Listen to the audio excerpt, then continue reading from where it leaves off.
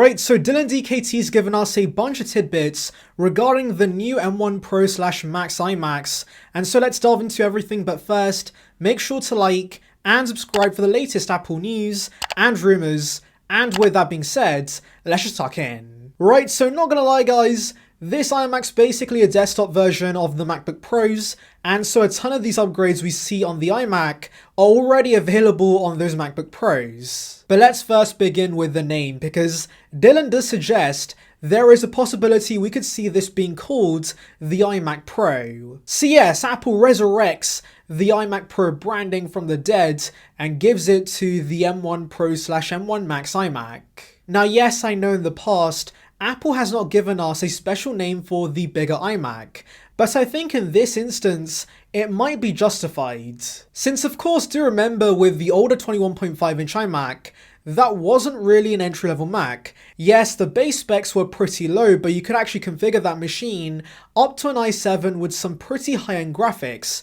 But the new M1 iMac is solely focused on being a consumer machine, and so there really aren't any pro features about it. Whereas of course, with this bigger iMac, there's gonna be a bunch of features that justify the pro moniker, so I do think Apple should separate these two products and call the bigger iMac the iMac Pro. It would also align with the MacBook Pros that of course, as I said, this iMac's gonna be heavily based on. Anyways, moving on to the features, we have ProMotion Liquid Retina goodness coming to this iMac. This is going to be a massive upgrade, and of course, as all the reviews have stated, this makes a massive difference to the Mac experience. And so of course, all this exciting tech on a 27-inch panel is really going to be nice. And yes, 27 inches is apparently going to be the size of this bigger iMac. We were assuming it was going to see a size increase, but Ross Young, the very credible display analyst,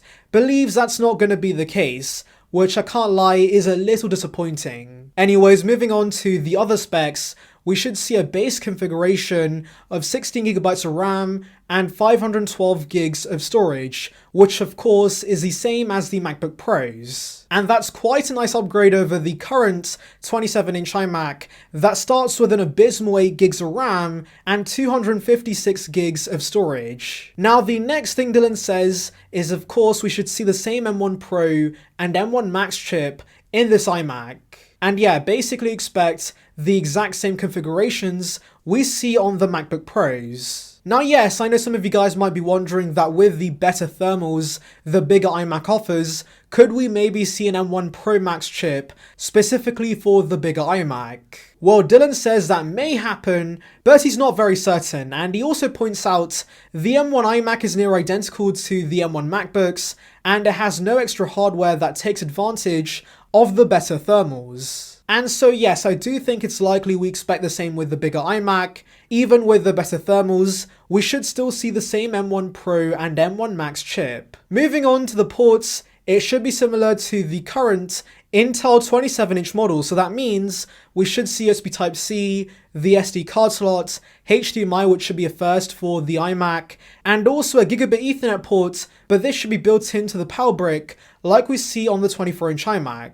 Now yes, I know some of you guys might be wondering why Apple's going to give us HDMI on the iMac. Well, Dylan says it's for convenience reasons, since of course many TVs and external displays still use the HDMI port, and so for those who do want to use an external display with the iMac, the option is now there with this new iMac Pro. As for the design, it should be similar to the 24-inch iMac and also the Pro Display XDR, so that means super thin, flat sides, and also a chin at the bottom that houses the components of the computer. But of course, unlike the 24-inch iMac that comes in a wide range of colors, I expect more boring colors like space gray and silver to come to the bigger iMac.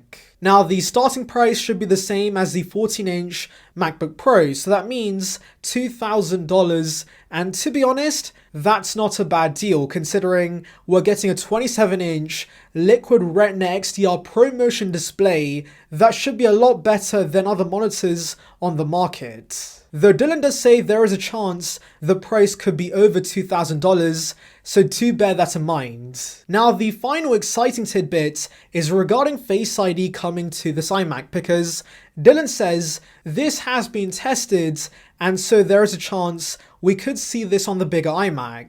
To add to this, Mark Gurman has also mentioned we should see Face ID come first to the bigger iMac, and so yes, I do think there's somewhat of a chance we could see it on this iMac.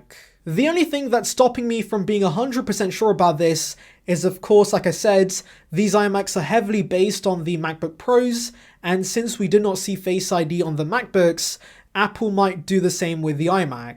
Also, Apple did recently state that Touch ID is more convenient for the Mac, and so maybe Face ID for the time being is not happening. Now, the last thing Dylan says is a release in the first half of 2022. Now, this makes sense because Ross Young has said we should see a Q1 release, and while considering that basically everything we're seeing has already been unveiled with the MacBook Pros, I think Apple's going to go ahead with a spring release for this bigger iMac.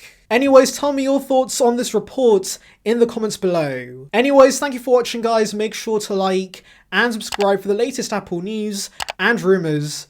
Check out the video in the clip above on details regarding the iPhone SE 3, and on that note, I'll see you guys in the next one. See ya, peeps.